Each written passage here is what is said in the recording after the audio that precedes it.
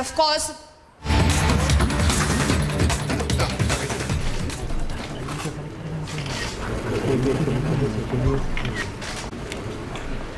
Ranil Wickremesinghe වන මම ශ්‍රී ලංකා ප්‍රජාතන්ත්‍රික සමාජවාදී ජනරජයේ ජනාධිපති දුරෙහි කාර්ය හා කර්තව්‍ය ශ්‍රී ලංකා ප්‍රජාතාන්ත්‍රික සමාජවාදී ජනරජයේ ආණ්ඩුක්‍රම ව්‍යවස්ථාවට සහ නීතියට අනුකූලව අවංකව ඉටු කරන බවටද ශ්‍රී ලංකා ජනරජයට පක්ෂපාත වන බවටද මගේ උපරිම ශක්ති ප්‍රමාණයෙන් ශ්‍රී ලංකා ප්‍රජාතාන්ත්‍රික සමාජවාදී ජනරජයේ ආණ්ඩුක්‍රම ව්‍යවස්ථාව ආරක්ෂා කොට අනුගමනය කරන බවටද ගෞරව බහුමානයෙන් යුක්තව ප්‍රකාශ කොට ප්‍රතිඥා දෙමි.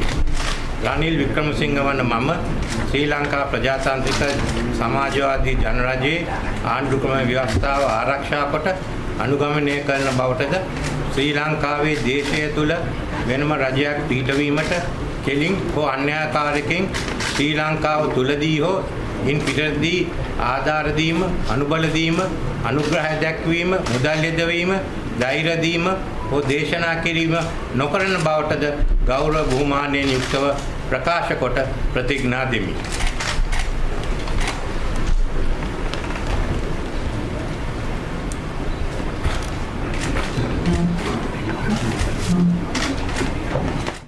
While Ranil Wickremesinghe over there taking oath as Sri Lanka's 8th president today, Abhishek Kapura, senior executive editor, joins us. Now, Abhishek, this has been the easy part for Ranil Wickremesinghe. What happens next is going to be extremely tough because he's got to get his country out of the economic mess it faces, and part of it will be renegotiating a lot, not just with the IMF, but with also, foreign governments.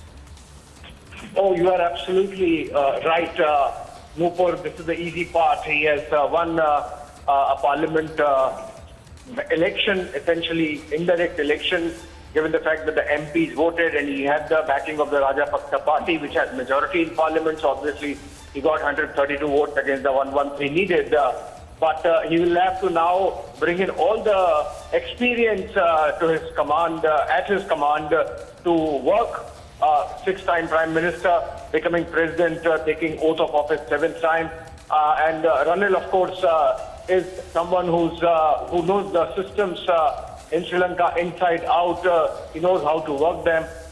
The fact that the protesters are still not going back, and in fact, they see Ranil as one of the collaborators with the Rajapaksas, and in that sense, it's going to be a little difficult for him. Imagine the situation where Sri Lanka has had a line of credit of $250 million from Bangladesh of all nations, and that gives you an idea of the scale of the crisis or the financial mess that the nation is in. It's going to be effectively the 1991 moment for Sri Lanka, if you compare with what India went through at that time with the balance of payments crisis, and what we did in terms of reforms, and what Sri Lanka needs to do in terms of austerity measures.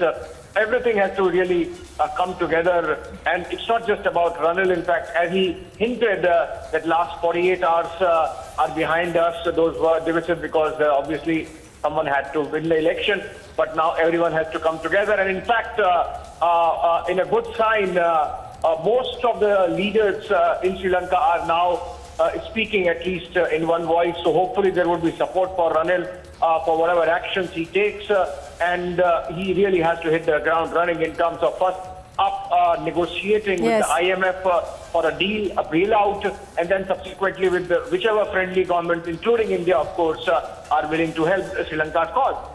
Now, Abhishek, and it's not just going to be, the economic decisions that he will have to take, but he also faces, a population at home that will want quick fixes. And in a situation like this, there aren't any, are there? Well, sorry, I missed your question there, Nupur. I was asking you, Abhishek, that, he just doesn't have to face the economic challenges, but he also will continue to face those political challenges because the population at home in Sri Lanka will want quick fixes from him, and there aren't any in a situation like this, are there? There aren't, in fact. That's what I was mentioning, Nupur. Belt tightening, austerity measures, pinch, and they're going to pinch equally to everyone. So citizens have to contribute, opposition has to contribute, whichever departments face the cut and tighten the economic measures. I think everyone will have to contribute. It's a national challenge.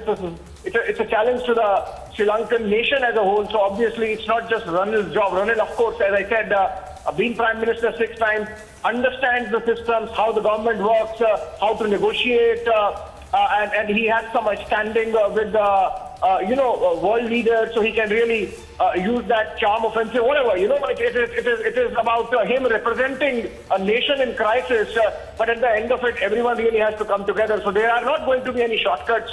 Yes. Remember, I was giving example of India, the balance of payment crisis through which we came out in 1991. The reforms are still on, and it's a continuous process. Right. So it might take about a decade or so for Sri Lanka to really come out of it.